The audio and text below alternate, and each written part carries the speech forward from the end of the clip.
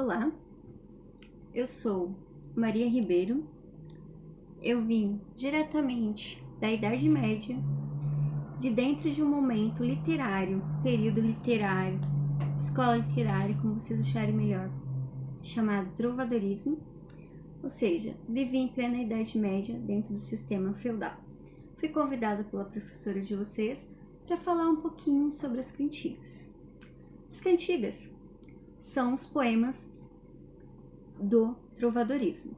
O trovadorismo, acredito que a professora falará para vocês logo um pouco mais a respeito, mas sei que ela já mandou um vídeo para que vocês assistissem antes do recesso sobre o contexto histórico social do trovadorismo, que surge dentro do contexto histórico sistema feudal. O trovadorismo é a primeira escola literária na Europa. Como eu sei que o país de vocês, Brasil, não teve uma Idade Média semelhante à Europa, então o Brasil não tem trovadorismo. Pois bem, as cantigas são os poemas do trovadorismo. Nessa época, os poetas eram chamados de trovadores. Tem outra designação, mas a gente vai deixar para outro momento. Vou chamar de trovadores. Normalmente, os trovadores eram nobres que escreviam poesias. Sim, as pessoas da Idade Média gostavam muito de arte. Era uma forma de entretenimento. As cantigas eram apresentadas dentro dos feudos, dentro dos castelos, nas praças, dentro dos feudos. E por que cantigas? Porque além da letra, né, que é o poema que vocês têm hoje, o trovador também fazia música e sempre era acompanhado por um menestrel. O menestrel é um músico que acompanhava durante a declamação do poema. Então, por isso cantiga. Cantiga é um poema acompanhado com música. Cantiga existiu durante o trovadorismo. Nós tínhamos 4 tipos de cantiga, dividida em líricas e satíricas, sendo que 2 líricas e 2 satíricas. As líricas, cantiga de amor e de amigo. As satíricas, de escárnio e de maldizer. Eu, Maria Ribeiro, sou responsável pelo que está registrado na história da literatura. Eu sou responsável pelo início das cantigas de amor na região que hoje é chamada de Portugal. Lembrando que as cantigas, na sua maioria, foram escritas em galaico-português ou galego-português. Muitas se perderam, já que a maioria eram apenas oral, é uma literatura muito oral. Algumas permaneceram, que foram escritas em pergaminhos e depois foram colocadas em papéis comuns, mesmo assim muitas se perderam. Mas ainda existem alguns cancioneiros. Os cancioneiros são livros que têm cantigas da Idade Média guardados em algumas bibliotecas, material preciosíssimo até hoje, que acredito que as professoras de vocês falarão um pouco mais. Voltando às cantigas, eu sou responsável pelo início, pela gênese, né, da cantiga de amor. A cantiga de amor, ela é um tipo de cantiga, de poema musicalizado, um poema acompanhado, não é musicalizado, é um poema acompanhado por instrumento musical, o que era muito utilizado na época, ela a lira, que o trovador, ele canta, né, ele declama o seu amor pela mulher amada. Era muito comum as cantigas de amor, os trovadores, eles não serem também amados por essas mulheres. Então, o sentimento de amor normalmente não era correspondido, ou porque as mulheres realmente não gostavam deles, ou porque eram mulheres impossíveis para eles. Não raro essas mulheres eram casadas, não raro essas mulheres eram de classe social diferente do trovador, coisa que não era permitida na época. As pessoas de classes sociais diferentes, elas não podiam se casar. Eu, Maria Ribeiro, eu inspirei a paixão em um trovador chamado Paio Soares de Taveirós. O Paio Soares de Taveirós é o trovador que dá início ao trovadorismo graças à cantiga da Ribeirinha. Por que ela chama-se cantiga da Ribeirinha? Graças a mim, Ribeiro. Porém, dizem, eu não confirmo nada, que eu era proibida a Paio, pois eu era amante do rei de Portugal da época. Porém, isso não é fato. Simplesmente, eu não tinha amor por ele.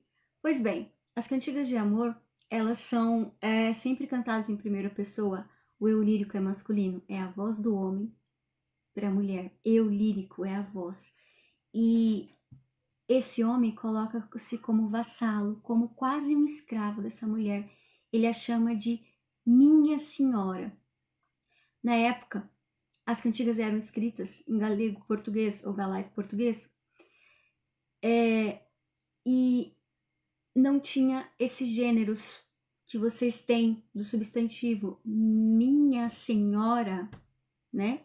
Meu senhor, pronome meu masculino com senhor, minha pronome feminino com senhora. Então, o homem muitas vezes se referia à sua senhora, né? É assim que ele se colocava, né? Vocês imaginem aquela cena daquela mulher no castelo, na janela do castelo, e aquele homem lá embaixo se prostrando, né? Implorando pelo amor. Ele dirigia-se a ela como minha senhor. Com a evolução da língua, com o fim do galego português e o surgimento do português moderno, a gente tem, né, essa variação adequada de quanto aos gêneros para os substantivos e para os pronomes, que eu sei que a professora vai colocar nessa aula sobre as classes gramaticais, inclusive os pronomes e os substantivos. E nós temos as cantigas de amigo. A cantiga de amigo, eu não tenho culpa dela, tá?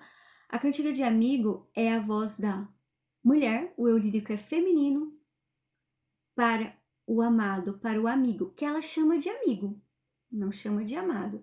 Era muito comum na Idade Média as guerras, era muito comum os moços saírem para as guerras e deixarem, né, as moças apaixonadas, os cavaleiros, né, principalmente os cavaleiros medievais.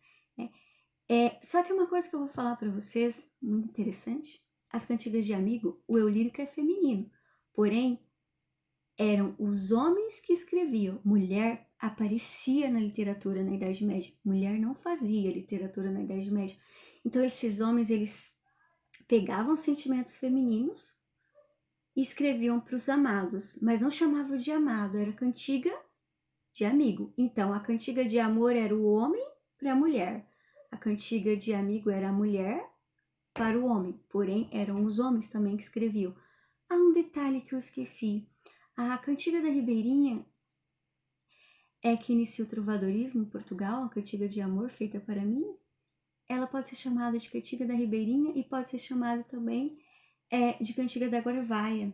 A Guarvaia, para quem não sabe, eram uns mantos semelhantes a esse que usava-se na Idade Média. E ela, pelo que se sabe, né, eu tinha uma bela Guarvaia. Isso deve ter chamado a atenção do nobre trovador. As outras duas cantigas são as cantigas satíricas. Sim, as pessoas falavam mal uma das outras na Idade Média. Não é coisa só do século XXI. As cantigas satíricas também temos duas. As cantigas de escárnio e as cantigas de maldizer. Qual que é a diferença das duas? Na cantiga de escárnio, fala-se mal, né? Mas fala-se mal indiretamente, fazendo trocadilhos, trocando algumas coisas. A professora Alessandra falou de acho que uma rede social que vocês usam através da internet, que é algo novo, que não existia, que eu estou encantada, por sinal. E ela disse que é muito comum essas indiretas na rede social. Então, nós já tínhamos as nossas indiretas lá na Idade Média com as cantigas de escárnio. Cantigas satíricas de escárnio. Falava-se mal, mas não diretamente, sabe?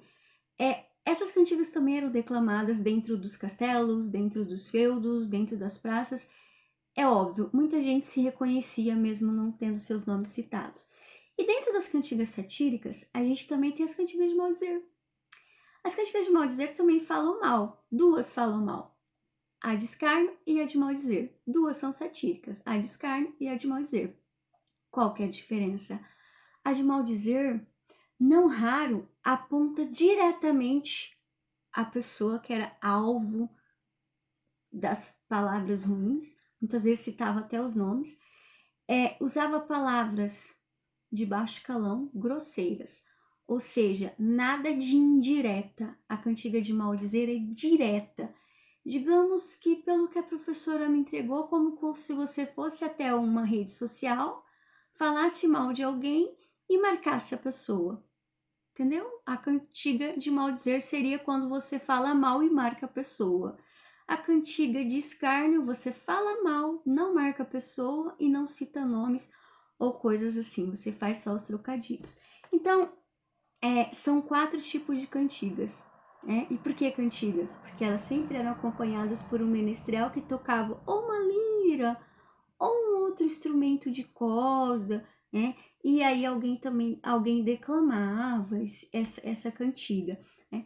Lembrando que a primeira foi a cantiga da Ribeirinha, que o pai Soares de Taveirós fez para mim, Maria Ribeiro, porém não foi a única cantiga de amor.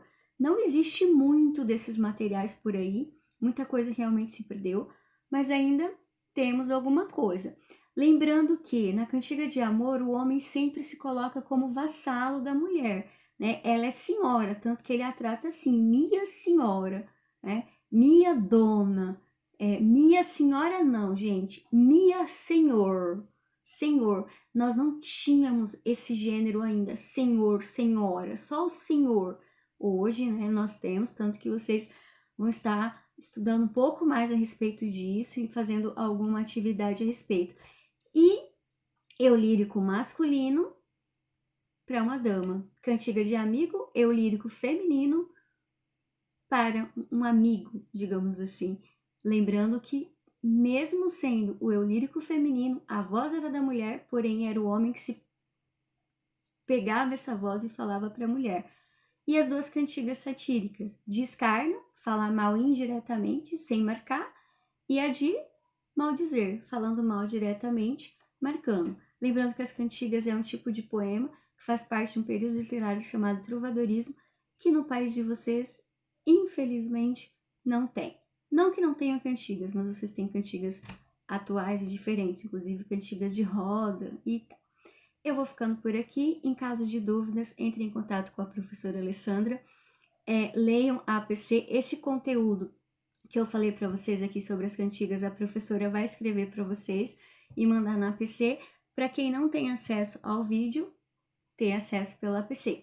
Lembrando que devem ler a APC, inclusive assistir ou ouvir o rap da morfologia, porque vai ajudar também na atividade. Eu vou ficando por aqui. Tchau para vocês, alunos do primeiro D da professora Alessandra.